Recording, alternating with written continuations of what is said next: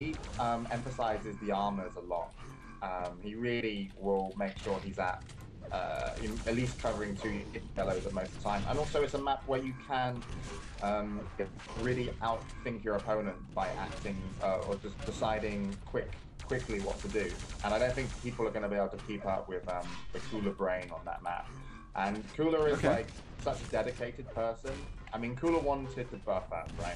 And then he went to the gym and everyone saw these pictures of him and stuff, yeah. But the thing is, anything he wants to do, he's 100%, like, not even 100%, he's like 200% dedicated. So, about a couple of months ago, he said, I'm going to be the best Quake player again. And that's what he will attempt to do. And he will not stop until he gets there. And I think this will be a sign of how far he's come. I think there are people who can stop him. I think Cypher, Avec, you know, there's some great players that if they had the same attitude, they could easily win. I'm not sure if Cypher's got that attitude right now. So I do agree with you about Cypher. I do. And I think that, like, if Cypher's totally on, he'll be amazing. But the last 1 or 2 times I've seen him, he was just a little bit off on his game. And I don't know if that maybe will get to him or what. But I mean, I think... Go ahead. I mean, he still makes the finals versus Shane, and he takes the map. He still beat, you know, DaHanG with like 2 amazing air rockets. I mean, he wasn't terrible. He was good enough to get to the finals. Yeah, but where now honestly, without Rafa there, you know, he is the favorite going in. Beating DaHanG for Cypher is nothing. No offense to DaHanG, but Cypher expects to walk into that match and win it every single time. Honestly, that's. I don't know. Even going back to Quake 4, remember DaHanG was down by 13 on placebo, and came back and beat Cypher and then knocked Cypher out of WSTV. Yeah. But guess what? We're in Quake Live. So the thing is, DaHanG was good in Quake 4. He was real good. But the thing is, Quake Live, he's behind. So Cypher would never expect to give up a Quake Live game versus DaHanG, considering how fucking good Cypher was in Quake 3. So it's a game that he would only expect to. But will DaHanG catch him off guard in that respect, though? I mean, that is something to consider. Because DaHanG, on the other hand, I mean, in my opinion, he's been improving quite a bit. And, I mean, okay, my humble opinion is once DaHanG gets more Quake Live time and gets sort of the tournament practice and all that stuff, and becomes a better Quake Live dueler, he'll be absolutely amazing. Because I've seen stuff from him that I have not seen from really any of the older players of the Quake 3 days. That is really kind of surprising. So I don't know. I mean, he just. I mean, right now it's like I mean, he doesn't have just the odds right now. Like his best maps are the new maps, which is 37 and 29, and he's always going to be weaker in CTN, DM6, and DM13, and that's always going to give an advantage the way that the maps of choice, you know how that works. So it's always going to be an uphill battle for him right now. Let me cut you off really quick and just say I'm asking Pax about a couple of ideas for first matchups. He's saying Tybalt and Avec is going live soon. What did you want to see first? Well, I mean, the way that the schedule was set up, it was going to be DaHanG and Samus go first, and then we're going to try to get Destruct and Faz at the same time. I mean, if he's asking what we're doing, I thought, right. I mean, I thought, I don't know. Well, it looks like they're having some driver issues on their end, so I mean, we might be able to, you know, get something in terms of I think coverage. it'll be pretty interesting to see how strong Avec is. I know he's playing Tybalt, a Swedish player from XLO, and Tybalt is, you know, he's been playing a bit of duel. He's not certainly going to be great.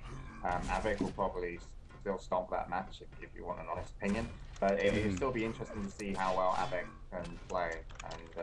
And Avic's group, I think he's got, I'm not sure who Avic's got, he's got Fox, so, and he's also got Style W, the German player. So really, Fox would be the his big game. It's nice that he gets a warm-up, I guess, but maybe we can check in. I know for a fact that that keyboard sound that we all hear is lovely stuff.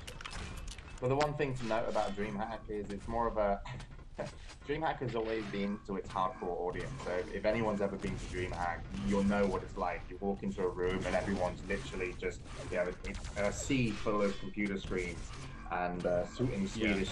I wouldn't say kids, but you know, Swedish gamers, and it's awesome. And that's the kind of core of DreamHack. So when these tournaments kind of came around, they were kept kind of hidden in the sides. I remember being there for WFPG, and I was literally put in a corner. And then when I played in the first ever Quake 4 tournament they had there, I was playing it from behind the Q-pad stage. So it was like, but now like the tournament area has its own room and its own section, which is away from a lot of the spectators. So it's definitely got improved as far as the tournament conditions for the games.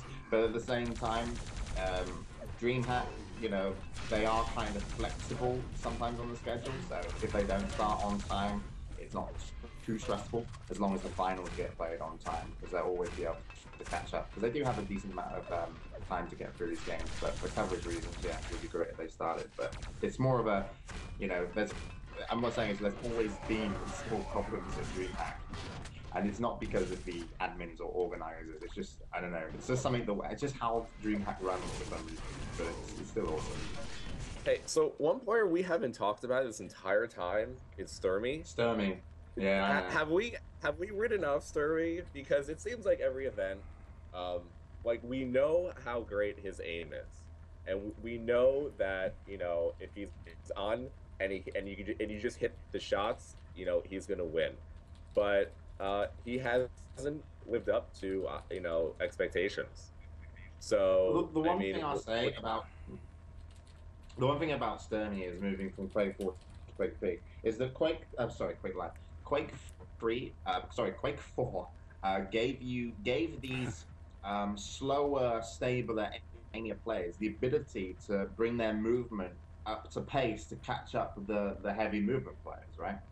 And I probably won't be as good in Quake Live as I was in Quake 4, even if I trained a lot. So Sturmy having the kind of the sliding and that movement added to his game kind of rounded him off a lot better than maybe Quake Live has. Because Sturmy, you'll notice with him, okay, yeah, he can hit all these crazy shots, but when it comes into a situation where it's chased or be chased, or there's a couple of frags to make up and you've really got to get some heavy movement with some great aim going on, he doesn't seem to pull out those moments that you see from players, for example, Avec, Cypher, and Cooler.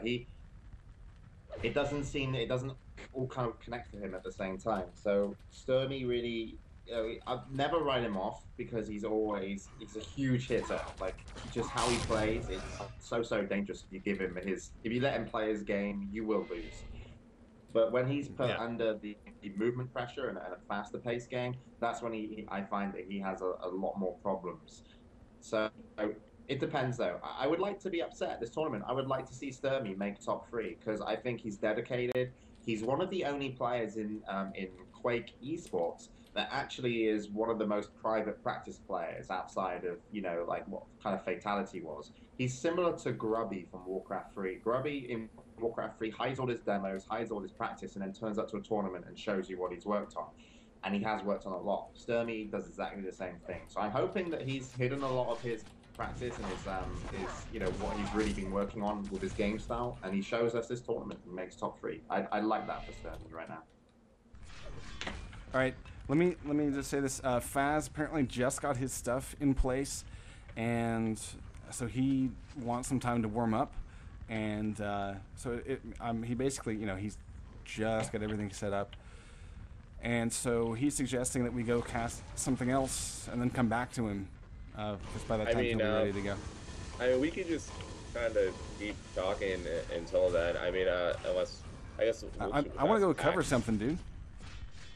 Let's go cover something else. Yeah, dude, man. Hey, so now another player actually we have overlooked at least. What about Sparty? So he does so well at QuakeCon. Probably should win QuakeCon and win 3-0, and then goes into the next event and doesn't make it even out of groups. So now, does he come back and come all the way to the level that he was at QuakeCon, or are we going to see another early exit?